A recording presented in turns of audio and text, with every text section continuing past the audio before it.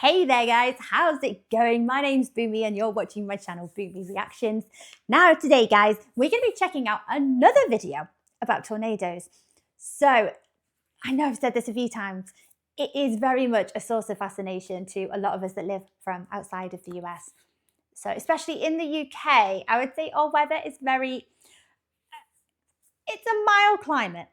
So our weather is quite changeable. It kind of just fluctuates from drizzly, grey, rain to, outbreaks of sun, overcast. It's quite few and far between. We get a bit hysterical when it snows. The smallest amount of snow and the country comes to a standstill. Just to give you an idea of why it's such a source of fascination to us, because we don't experience weather extremes. And I think I'm going to say that's the explanation that I have for us in the UK anyway, for us being so interested in it. Yeah, I'm going to say it's because our weather's, I want to say, boring by comparison. We always talk about the weather. It is our favourite topic of conversation. And I do think it's just because it changes so much, but it does just fluctuate between rain, not rain, rain, oh, a bit of sun, then everyone gets sunburned within a day.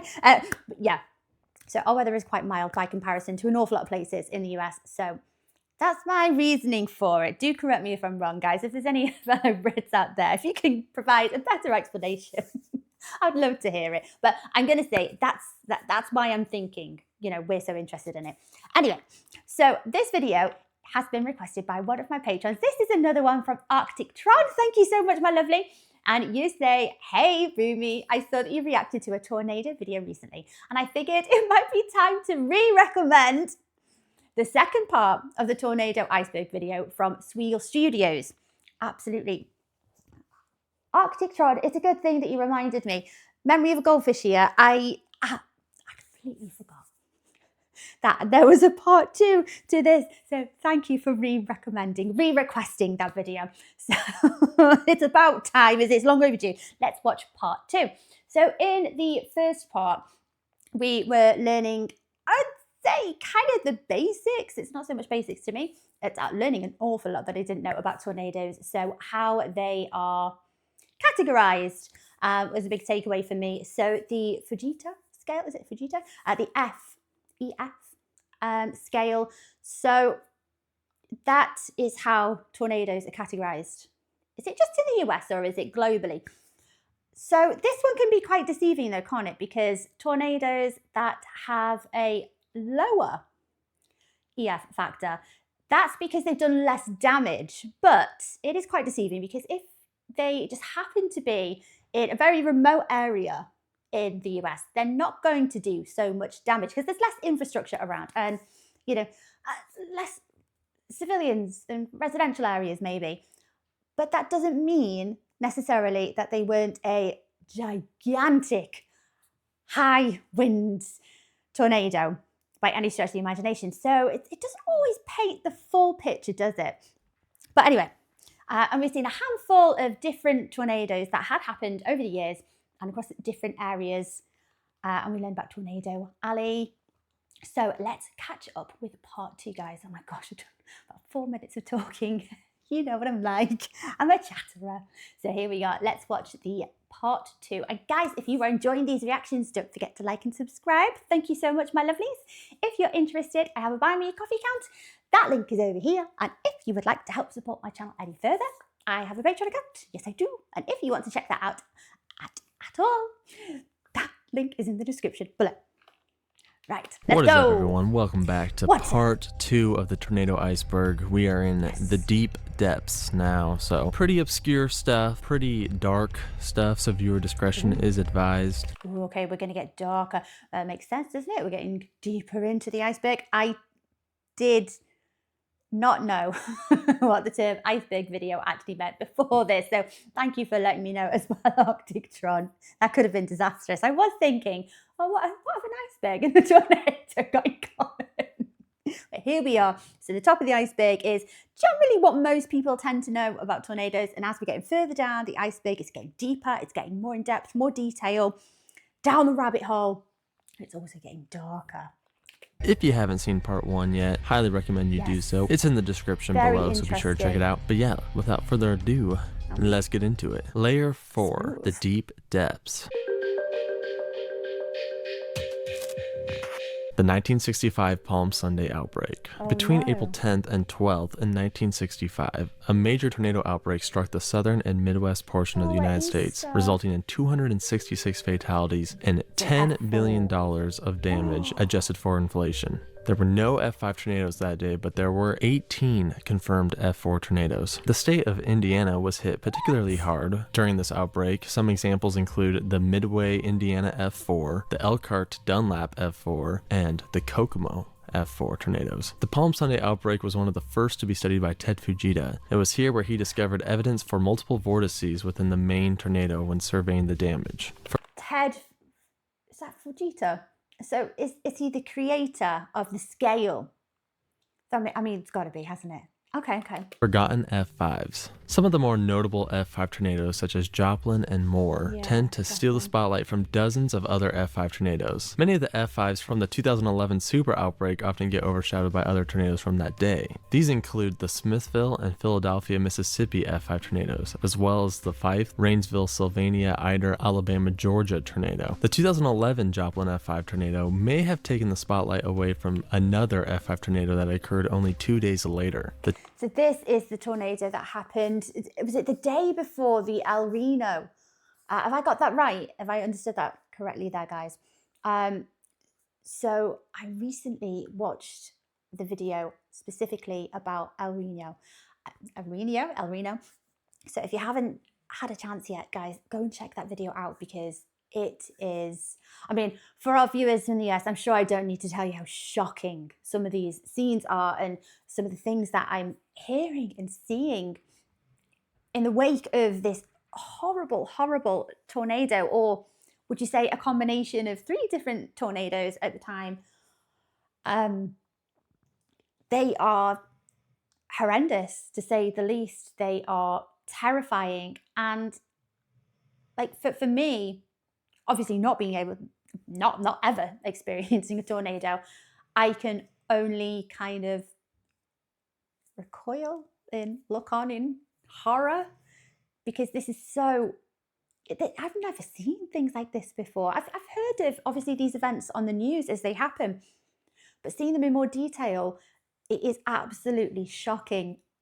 And to think that this is kind of a not normal, but kind of like a semi-normal thing that, you know, quite a few of you in the US experience. Obviously, more areas are more prone to seeing tornadoes than others. But, you know, for them to happen, a tornado season, and for them to happen kind of not as bad maybe as El Reno, but, you know, for them to happen kind of annually or a number of times a year fills me with so much dread and concern and worry for all of you. How do you just accept that these are just a kind of a way of life, and they're going to happen, and they might happen, and then if they do, we've got contingency plans in place. This is what we're going to do if we've got a tornado warning, for example. I'm quite an anxious person, but how do you not, you know, how do you live with the anxiety and the fear of that potentially happening like every tornado season? Whew. 2011 El Reno Piedmont tornado, which resulted in 9 fatalities. There are a few other notable tornadoes that have been given the Forgotten F5 title. These include the 2008 Parkersburg, Iowa tornado and the 1998 Lawrenceburg, Tennessee F5 tornado. El Reno storm chaser deaths. The 2013 El Reno tornado was so large that many very experienced storm chasers unfortunately were caught within the outer boundaries of the tornado itself. This, along with the unusual path of the tornado, put many of the storm chasers in danger, which resulted in 4 deaths. Hang on, is this like El Reno Part 2? I thought El Reno was 2011. Is this? Oh my gosh. Most well-known deaths are that of the Twist X crew, Tim Samaras, his son Paul Samaras, and meteorologist Carl Young. The other storm chaser who died was Richard Charles Henderson. Henderson was able to snap this photo with his cell phone only moments before his death. Oh 5 my others who were not gosh. storm chasers also tragically lost their lives from this tornado. The tornadoes don't hit downtown areas myth. This is something I did a whole video over, but there is a persisting myth that tornadoes don't hit downtown areas. And this is for a variety of reasons, from asphalt heat to building wind disruptions. Of course, this is not true at all. Downtown areas can definitely be hit by tornadoes. They just have a small geographic footprint, making it unlikely. That makes sense. I was going to say, well, is it statistically less likely? Because like they say, you know, I don't know the exact reasons why they wouldn't necessarily be struck by a tornado, but maybe they're statistically less likely. But of course they're statistically, that word is so difficult to say with these braces, guys. Statistically less likely, because they take up, like the narrator said here, it's smaller geographically. So, you know, you're a smaller target, less likely to be hit by a tornado. But is that the only reason? In which case, it's only a matter of time before that kind of gets debunked, because it is, at some point it will happen, won't it? Unless there is another reason. Notable examples include the absolutely striking 1997 Miami tornado, the Nashville tornado in 2020, the 1999 Salt Lake City tornado, and the 2000 Fort Worth tornado, which blew out many windows in its downtown skyscrapers. The 1953 Warner Robins tornado footage is a well-known video taken extremely close up to a tornado. The video is pretty insane considering it was taken in 1953 and was way ahead of its time. Yeah. Rumor has it that the man who filmed this tornado was named Vince Rupert, and he had passed away in the process. I did a video on it. However, it has come to my attention that his name may have been Sergeant Louis Porchniak, I might be pronouncing that wrong, Porchniak, and that he actually survived. Codell, Kansas. Codell, Kansas is a town that, according to Ripley's Believe It or Not, was hit by 3 separate tornadoes 3 years in a row. What's even crazier is that all 3 of these tornadoes occurred on the exact same day, May 20th. The 1916 tornado was an F. No. Like, what are the odds of that happening? Now, I know a lot of these tornadoes do seem to happen around May time. And I understand, you know, that it is tornado season, isn't it? And aren't they more likely to happen toward the end of the season? So they kind of fits in. But for the same day, consecutive 3 years in a row, you'd rightly think that that was just cursed, wouldn't you? I don't know what you would think. Like, what are the odds of that happening? Oh my gosh. F2. The 1917 tornado was believed to be an F3, and the 1918 tornado was the most devastating, likely being an F4. May 20th is now known as Cyclone Day within the town's community. Forest tornado scars. Yeah. I love these. In heavily forested areas of the US, you can see the remnants of tornadoes long after they occurred. If we look at Alabama, for example, you can still see forest scars to this day from the 2011 super outbreak. Pretty insane. Now, the most insane might be from an F4 that hit western Pennsylvania on May 31st, 1985. If we zoom in, you can actually see where the old tree growth meets the new tree growth. Joplin scar on Google Maps. Related to the forest scars, you can still see the path of the 2011 Joplin EF5 tornado on Google Maps to this day. If you zoom in, you can still see a line from the lack of tree growth throughout the southern portion of the city. Trees? No trees. Mud baby. In the aftermath of the 1999 Rich Creek Moor tornado, tragically an 11-month-old baby by the name of Aaliyah Crago was found face down in the mud. She had been thrown from her mother's arms and miraculously survived. Her mother, Amy, also survived. The entire episode was captured on dash cam video. The photo of him holding Aaliyah covered in mud has become an iconic image from that day. Cuba tornado footage. The Cuba tornado footage is the oldest known footage of a tornado. This was taken by the British Pathé back in 1933. This particular tornado was spawned from a hurricane. Drive south. Here's a controversial one for you. During the May 31st, 2013 El Reno tornado, the tornado appeared to be heading towards southern Oklahoma City. During the live broadcast on KFOR, meteorologist Mike Morgan encouraged viewers living in specific areas to drive south to get out of its way. I'd go southbound, do it now. Just take I-44 and just go down to Newcastle. Just get out of the way of it. This was... Now, we're talking about El Reno 2013. Am I right in thinking that the path of this particular tornado was a bit unpredictable? A bit all over the place. Didn't really seem to have much rhyme and reason to it. Not to the average viewer, onlooker, as myself. I could not tell you what determines the path of a tornado. It's actually quite frightening. I'm sure there are professionals and meteorologists like this. I'm sure they can predict with a lot of certainty where these tornadoes are going to move to. But if your advice on this broadcast was to travel south, and an awful lot of civilians did as you told them to, and this particular tornado was unpredictable, and it did move in the direction of where you've just told the civilians to make their way down to, I would hate very much to be in the position of that professional. I know you've only given advice based on the best knowledge and information that is around at the time, but you'd feel very responsible if something happened to these people traveling south. I really hope that's not the case, but what an awful position to be in.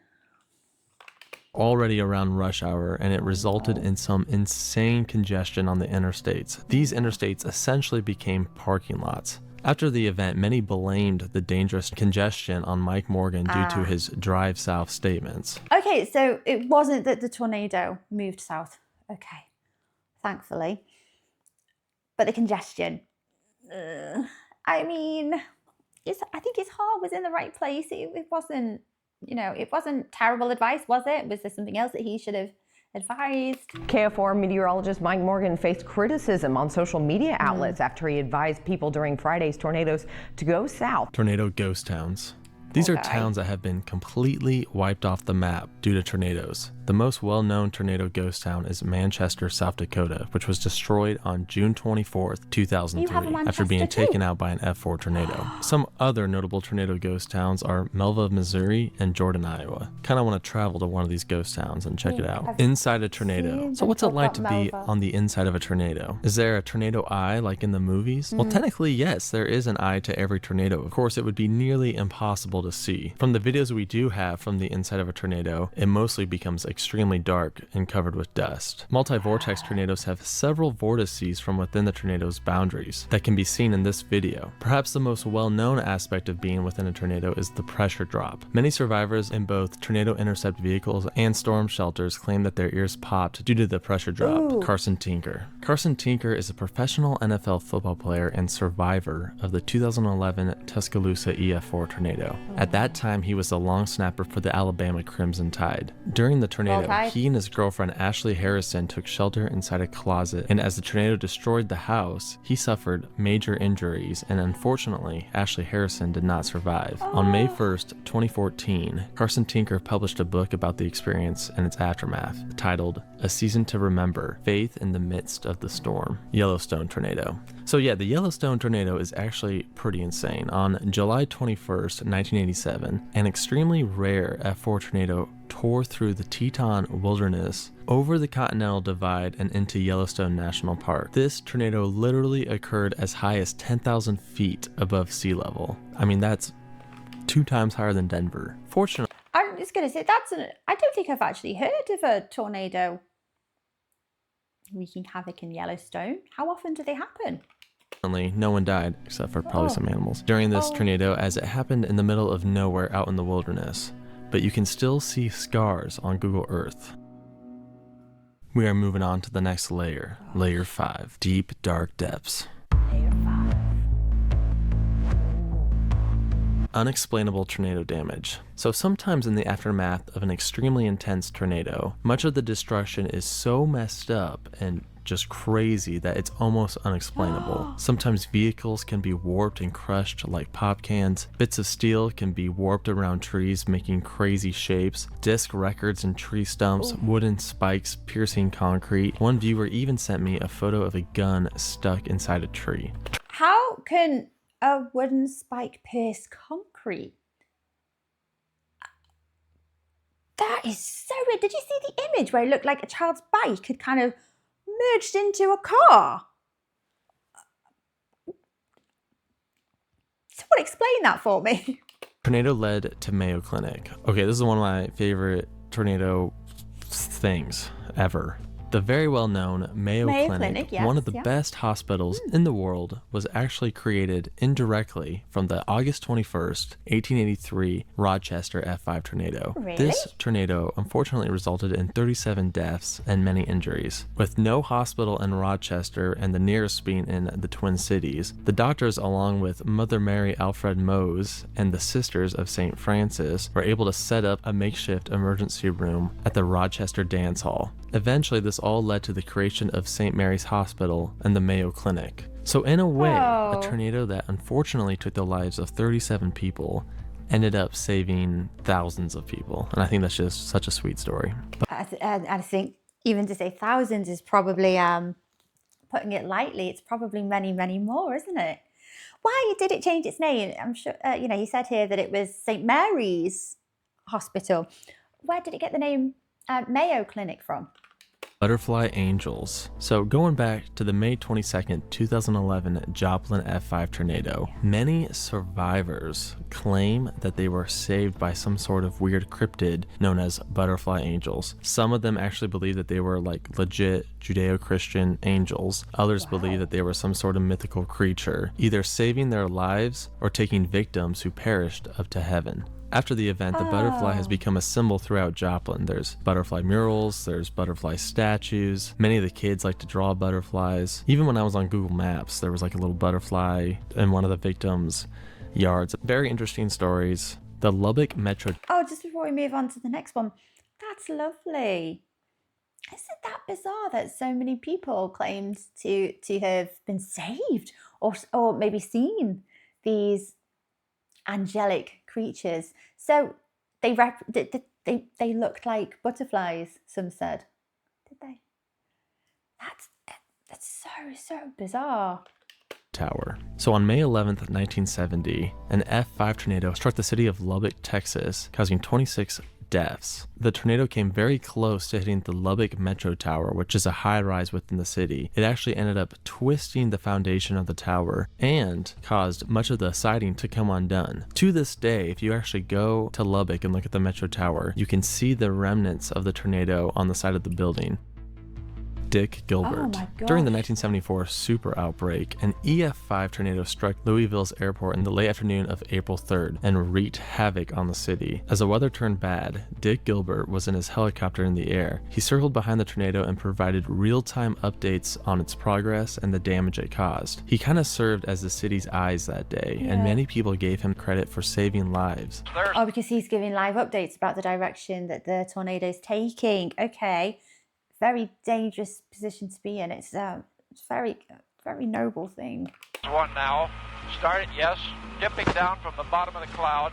And let's see. That will be over in the Highlands and probably along Bardstown Road and somewhere near Eastern Parkway is where I guess that one is. This has been The difficult power to fly. transformers have been blowing irregularly. He received a great deal of praise and honors for his deeds. Absolute legend. Levi Walton. During the 1999 Bridge Creek Moor tornado, many sought shelter underneath overpasses. One particular example was Kathleen Walton and her son Levi. While they were taking shelter underneath the overpass, Kathleen Walton unfortunately was sucked away into the tornado and did not survive. However, Levi did survive. If you go to this exact overpass on Google Maps, you can actually see Kathleen Walton's name spray painted in the location of her death. What's even more crazy is Levi actually wrote his name in the mud underneath the overpass, and to this day you can still go up there and see his name as the mud left a permanent stain. That's absolutely crazy. I think, was it part 1 where it discussed the myth that these kind of underpasses are safe, and debunking them because they're actually not in some cases, if not all cases. You're in a very dangerous position, so don't seek them out as shelter. Is that right? don't take my word as gospel, guys. I absolutely know nothing what I'm talking about. I think that was the advice from part 1. Oh, how do you live with the trauma of physically being in such a horrendous nightmare scenario, and literally by one of your loved ones or the person that you're sheltering with is ripped away from you by these gigantic forces, and just I'm watching it happen. How strong people that can overcome the trauma from this, because it's just, for me, I just can't comprehend it. The Clem Schultz footage. This is probably the best and one of the scariest and most tragic pieces of tornado footage of all time. On April 9th, 2015, Clem Schultz was in the upstairs part of his house as he filmed a massive EF4 tornado slowly heading his way. As you watch the footage, the tornado slowly gets closer and closer and closer before finally reaching him and destroying his house. Unfortunately, his wife, on the floor beneath him, perished during the tornado. I was able to find the house before it was destroyed on Google Maps. This is what it used to look like, and this is what it looks like today. The 1978 Whippoorwill disaster. In the early evening on June 17, 1978, the Whippoorwill showboat was having a live entertainment over Lake Sonoma when suddenly an F1 tornado crossed the lake and hit the boat, causing it to capsize. Many were caught underneath the boat, and this resulted in 16 drownings. For this reason, this is known as the deadliest F1 tornado on record. The Iowa boy. So, am I right in thinking? I mean, I know the F factor is based on damage alone, isn't it? So again, I don't know if that's a bit of a skewed representation of how strong or not as strong as others this particular tornado was. Because you hear F1 and you'd naturally think it's a smaller, shorter lived, less damaging tornado, but that's not always the case. It's just that geographically, maybe, it hasn't caused as much damage as other tornadoes. So, I don't know. Oh, Boy Scouts they're tragedy. scary. On They're June terrifying. 11th, 2008, many Boy Scouts had just finished dinner and were playing games at the Little Seuss Scout Ranch in western Iowa. Suddenly, an F3 tornado struck the campsite and it resulted in 4 deaths. No. The Xena F6 tornado. When we say an F6, oh my gosh. When we say suddenly an F3 tornado, these lower scale tornadoes, I mean, maybe there's a few contributions that go into, them being a lower scale. With the narrator just saying suddenly, where is it that they form? How can some be detected and then some others aren't as detected? So then there's not as much of a chance to give ample warnings out. Or is it the ones that are detected are generally the very, very large tornadoes, which are probably going to end up a higher factor? Yeah, you know what I mean. Yeah, it's hard to get your mind around. During the 1974 super outbreak, one of the more significant F5 tornadoes from that day was the Xenia, Ohio F5, which took the lives of 36 people and injured over 1,000. During the survey, Fujita initially assigned the Xena tornado a rating of F6 plus or minus 1. However, later it was concluded that anything over an F5 is just inconceivable. So it was rated an F5, and that's where it remains today. But in terms I'm trying to get my head around the Fujita scale. So if the man himself has decided that this should have been an F6, who is it that argues with him and says, no, we can't imagine an F6. They don't exist. But this is the man that's created the scale. If he's telling you it's an F6, the damage is... Surely if it's based off damage, there's so much damage. Why would why is there limits? Why is it kind of capped at an F5? Anyway. In terms of ratings, this is probably the closest we ever got to an F6 tornado. Plaza Towers Elementary School. During the 2013 Moore tornado, 7 third-grade students were killed when the tornado destroyed the building. The students were taking proper safety precautions at the time, but the walls were not properly reinforced, causing them to collapse. This wasn't the only school to be hit by the tornado. Other schools include the Briarwood Elementary School and the Highland East Junior High School. It's not fair. And I know it's a flyaway comment that doesn't mean anything, but things like this should never happen to babies and to children. It's so wrong, and it breaks my heart to hear about it. They rebuilt Plaza Elementary School in 2014. They also added a brand new tornado safe area. The Conquest of Tunis. The Conquest of Tunis refers to a tapestry that depicts a tornado. What's crazy is that this tapestry was made in 1535, making it the oldest known surviving depiction of a tornado. The Black Friday tornado refers to the Edmonton, Canada F4 tornado that occurred on July 31st, 1987. This is the single deadliest tornado event in Canada, causing 27 deaths and 600 injuries. 300 homes were destroyed, and there was $181 million worth of damage, which adjusted for inflation is $375 million.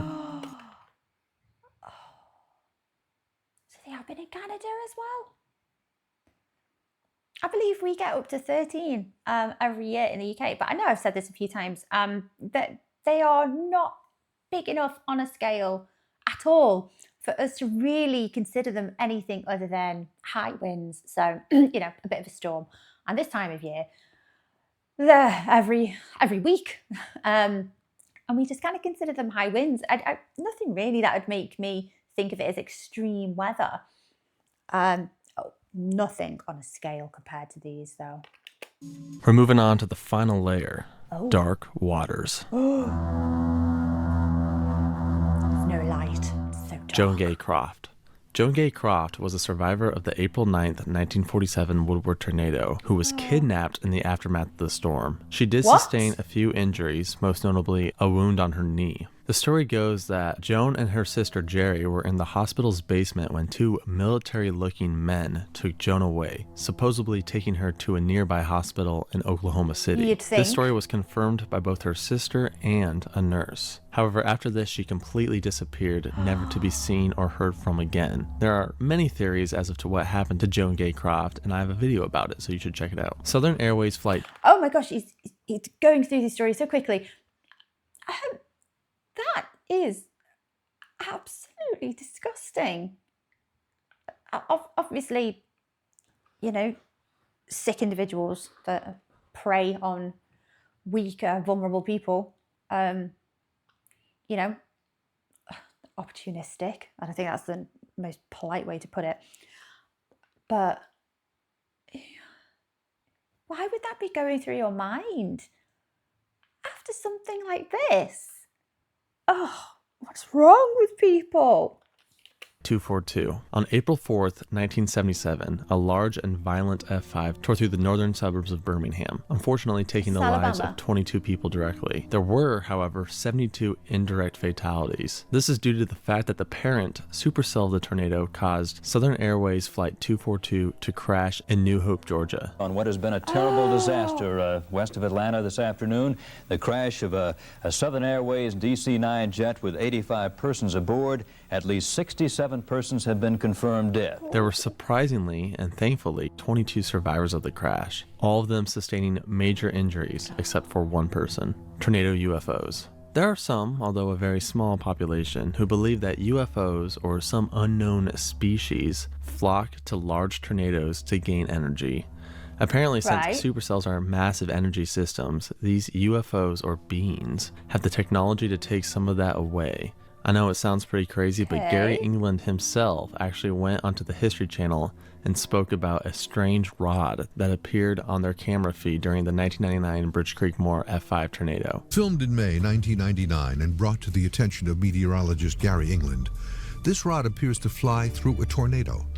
Looks like a cylindrical tube, but it's a flash. It's a It's a flash that appears in the frame, bang, moved very quickly. Thunderstorm that turned out to produce the worst tornado in history. You know, didn't make a lot of sense. Yeah, I'm with you, Gary. Doesn't make a lot of sense. Didn't make a lot of sense. Driveways to nowhere. I've never heard that before.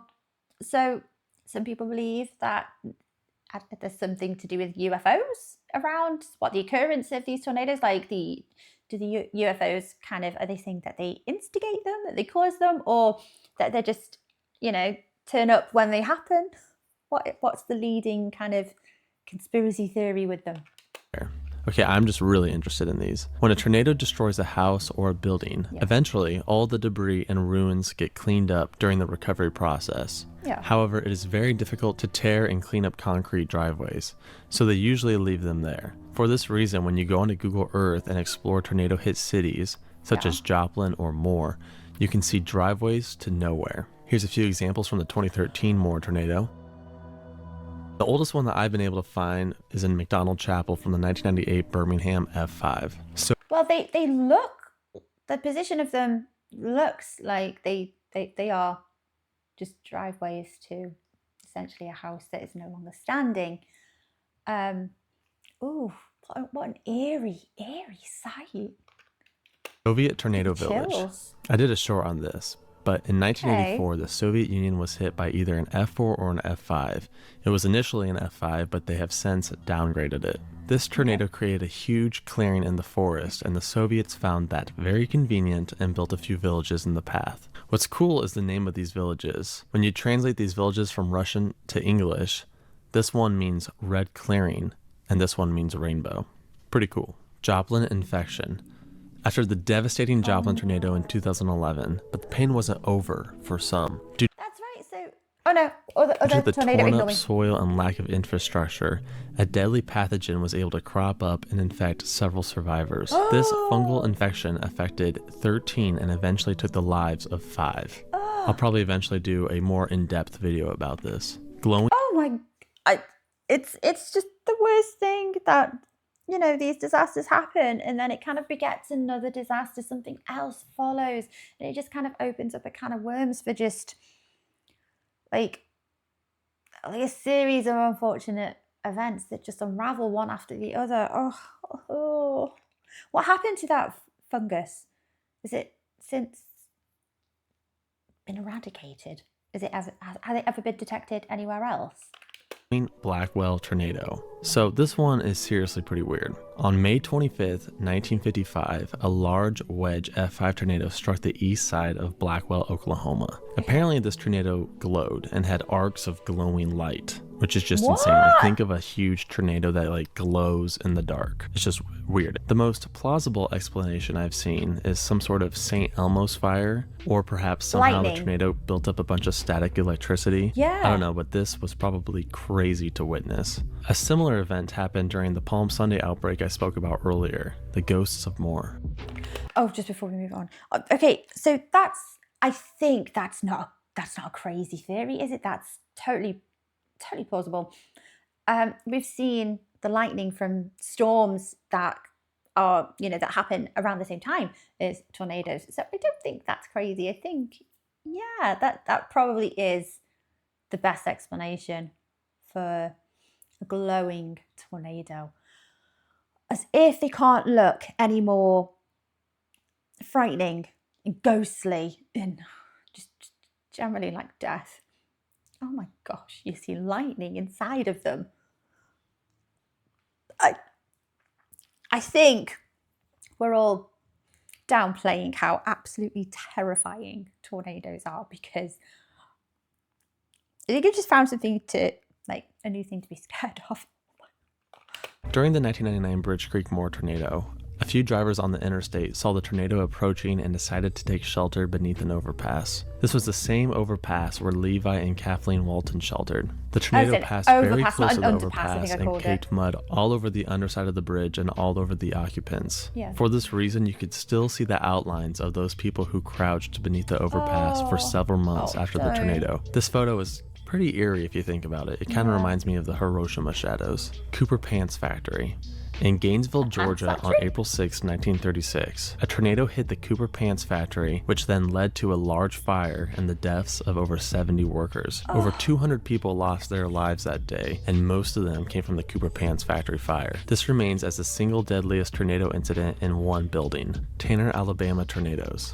This is a pretty insane coincidence. On April 3rd, 1974, Tanner, Alabama was hit by not one, but 2 F5 tornadoes in the same day. In fact, they were within 30 minutes of each other. And on top of that, Tanner, Alabama was also hit by an EF5 tornado from the April 27th super outbreak in 2011. This means that this town has been hit by 3 F5 tornadoes, the unknown bodies of Woodward. So we talked about Joan Gay Croft earlier. Well, from the exact same April 9th, 1947 tornado, there was yet another mystery. In the aftermath, the bodies of 3 girls were discovered, approximately the ages of 12 years, 4 years, and 8 months. These 3 bodies were never identified. They are viewed by many people throughout the town, and literally no one could identify them. Even Joan Gay Croft's mother stated that the 4-year-old was not her daughter. There are many theories, the most plausible being that they were from another town just passing through, or perhaps they were a poorer family that many people didn't know about. These 3 girls are now buried in the Woodward Cemetery.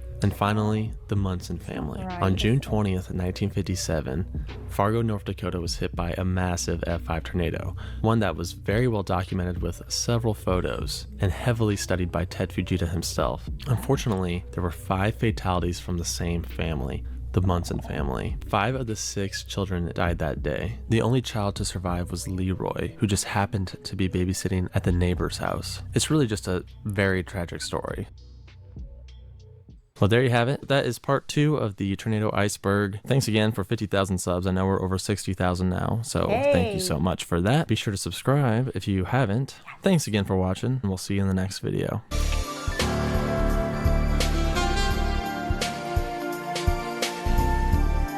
Oh, see his little updated thumbnail here. He's got a little mustache. It's very nice. Yes, okay. So yeah, I think it's important to remember as well that the fatalities, the deaths mentioned at the end here, you know, are people, and it's awful. It's so sad. I can't imagine. Like I say, we don't have weather extremes anywhere near a scale as this, and it's so hard to believe that they happen. It looks like something that you would only really see in a horror film. And just the idea of just kind of accepting it in all grace and just, you know, like, yes, it's tornado season. What'll happen will happen. And we've got plans in place. You know, we know where we need to get to. There's a shelter down the road if we need to get to it, if it happens. You guys are so brave.